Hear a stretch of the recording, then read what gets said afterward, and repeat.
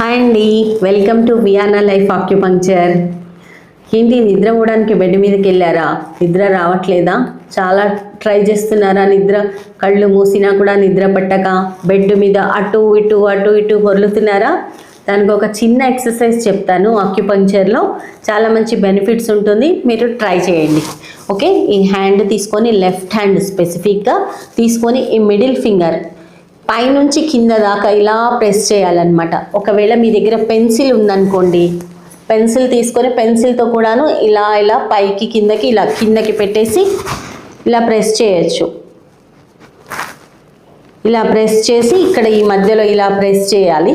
Press చేస్తే ఈ point మీకు నిద్రకి బాగా ఉపయోగపడుతుంది.